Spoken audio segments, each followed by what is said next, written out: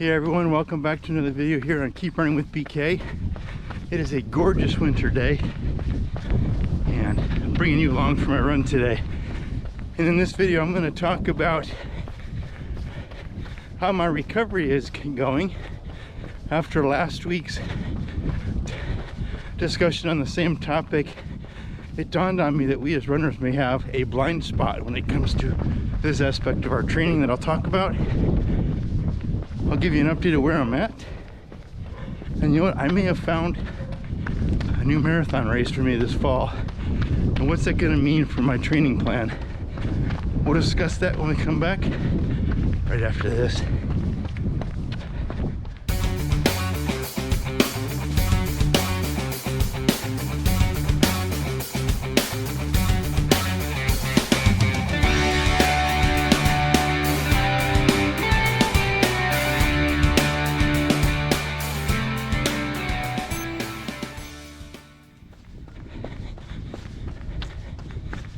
Hey everyone, welcome back to another video here on Keep Running with BK, and I'm glad to have you along.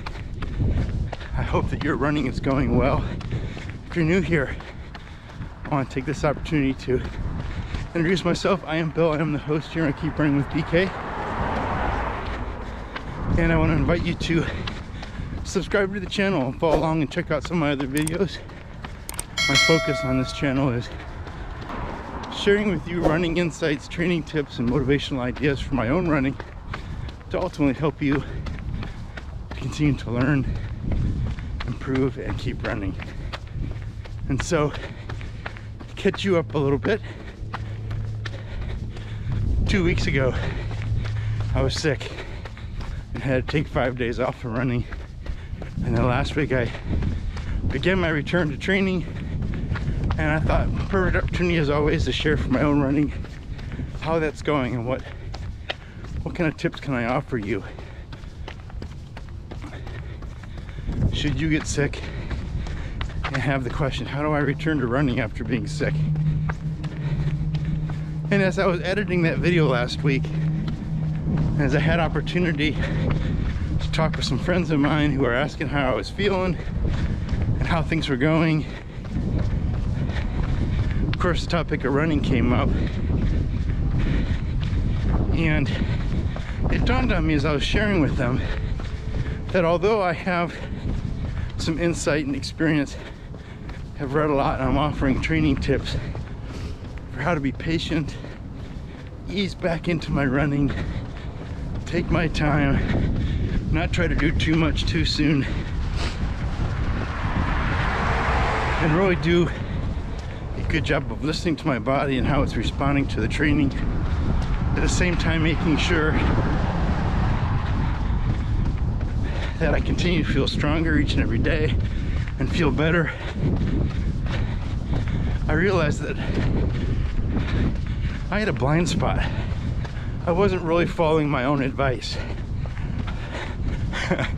I was saying the right things, but I think my ego was starting to get in the way, or my enthusiasm for wanting to get back to running was, in a way, tricking me into thinking I was feeling better and doing better than I really was. And as I really thought about how I was feeling, I was looking at the biometrics from my heart rate monitor and my pace and my average heart rate and all that kind of stuff from last week's training. I realized I was on a trajectory to jump right in, pick up right where I had left off, and actually add training volume to my training week. And I said, that's not really following your own advice. I'm not being patient. I'm not easing back into it. I wasn't really listening to my body as I was feeling more tired later in the day and sooner than I had been. I'd have that lingering cough here and there. My lungs were feeling a little, I don't know how to describe it, not achy, but I could sense that they were, you know, still recovering from being sick. And so as editing, I kind of put that text up on the screen that said I plan on taking an extra rest day. And so what I ended up doing for my long run is, instead of running 10 miles like I was hoping to or planning to, instead, after taking a day off, I decided to just do a normal, nice, easy 1 hour run, see how I felt. And even taking that one extra day off felt much better. My breathing wasn't as labored, and I was already starting to feel more energetic than the prior days. And I used the rest of the weekend really to make sure I was resting and taking care of myself, because our health is of first most importance. Our fitness might have to take a back seat, and our fitness will respond fairly quickly, but only if we're taking care of our overall health. And I didn't want to make things worse. Sometimes we can try to come back too quick and actually make things worse. As mentioned, our immune system is working really hard. We have that persistent cough. That's a lot for our lungs and for our heart to take over an extended period of time, and it just sets us back even further. And that's the last thing I want. It's the last thing you want as a runner. Hey runners, mark your calendars for Saturday, March 26th for the first Keep Running with BK virtual running event of the year. The channel will be facilitating a virtual 5K prediction run. This is a fun event for runners of all ability and fitness levels. It doesn't matter how fast you are, it is about how close you come to predicting your finishing time. So starting March 1st, all you have to do to enter this free event is to email me your name and prediction time to bkskeeprunning@gmail.com. How you determine your prediction is totally up to you. This is an opportunity for all of us as part of a virtual running community. Feel free to tell your friends. And then after you run on Saturday, March 26th, email me again with your finishing time and tell me a little bit about your experience. I will share the results of the top predictors in a video shortly after the event. I might even share some of your experiences on the channel, with your permission, of course. Again, this is a totally free event. There are no prizes this time around, just a fun opportunity for friends, supporters, and subscribers to the channel from all around the world to run together and have fun sharing the results. And just so you know, I will not be sharing your email information with anyone. I'm simply using email since not all of us are on the same virtual platforms, but all of us probably have an email. Race day is Saturday, March 26, 2022. I hope you'll participate. If you're new here to the channel, don't forget to subscribe. You don't want to miss out on any information regarding other virtual events planned for later this year, and check back for a new video each week. Until then, stay safe, train smart, and keep running. But we've all heard the phrase that physicians often make the worst patients. Sometimes as runners, we know all the right things. We know all the right advice. And if someone were to ask us for it, we'd give them the right advice and say the right things. But that doesn't necessarily mean that we're applying it to ourselves.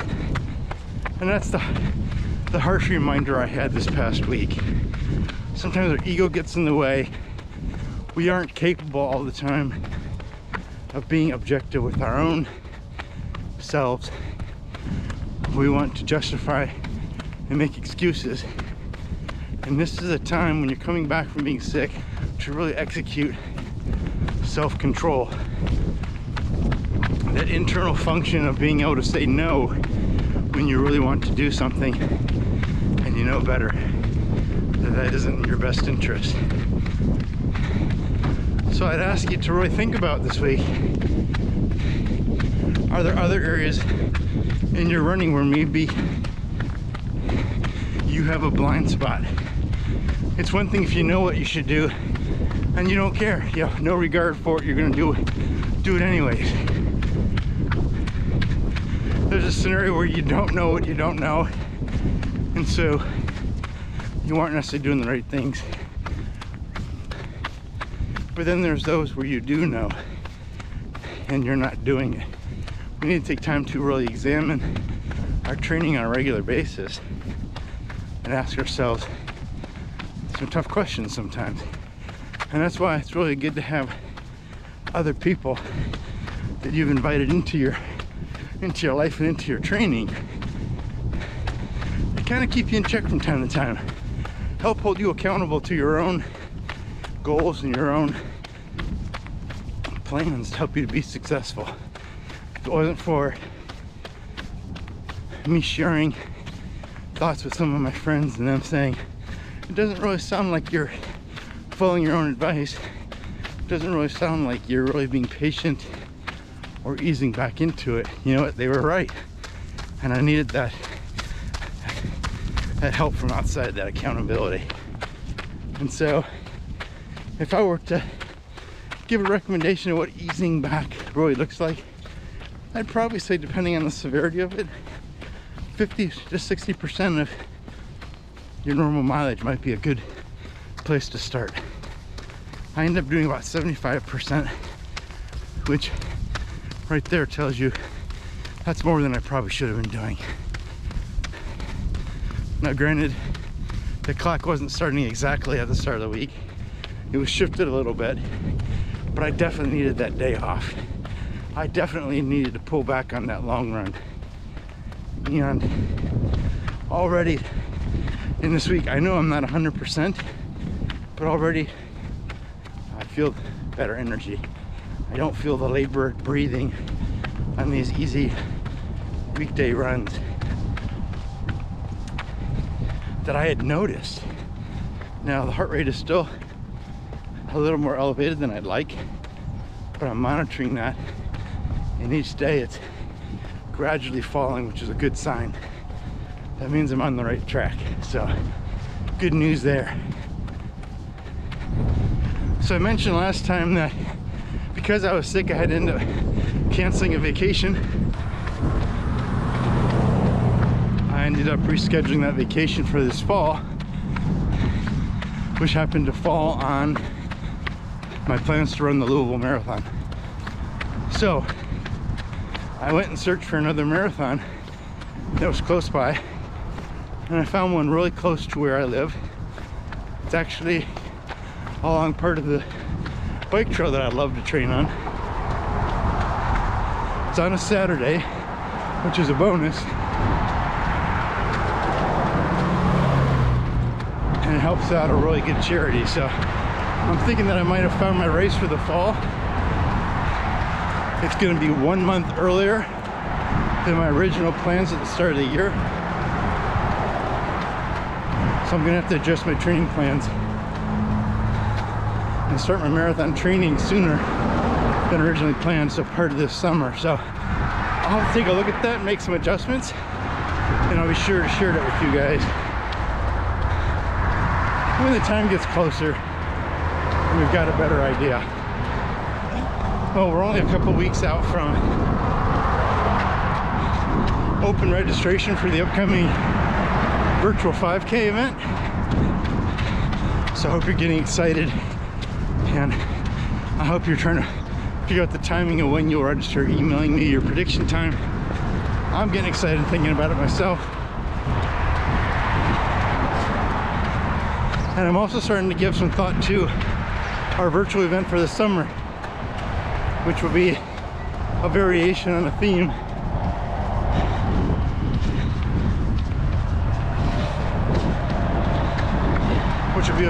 on the backyard run theme, where for a 24-hour period, every hour on the hour, my plan is to run a mile. And I'm looking forward to sharing more details with you guys on that in the future. So make sure to stay tuned for that upcoming event. Well, I want to thank you guys for coming along on the run with me today. You know, it's been a while since I've gotten any email questions or topic ideas, so I just want to take this opportunity to throw that out there. If you have any thoughts on future topics to cover on the channel, or you know, if you've identified a blind spot in your own running and it's prompted a question or a thought that you'd like me to consider or share about on a future video, feel free to put it in the comments below, or you can email me at bkskeeprunning@gmail.com. You can find that down in the show notes below. And if you're on Strava, feel free to follow my training and go ahead and check out the virtual Keep Running with BK running club on Strava. It's free.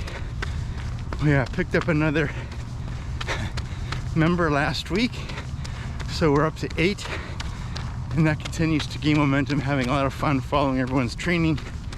And I've really enjoyed seeing everyone's progression and learning from each other's running. But yeah, leave a comment, send me a question, I'll take a look at it. I have a few ideas that I'm working on that hopefully I'll be ready to talk about in the upcoming weeks. You know, but until next time, I really hope that you take the message of today's video to heart, because the goal is for us to be better versions of ourselves, to be better runners. And it's one thing to learn and know the right things to do, but if we're not really applying those principles to our own running, we're only going to be frustrated, disappointed, and experience setbacks or plateaus in our training, and that's not what we want. So until next time, stay safe, train smart, and keep running.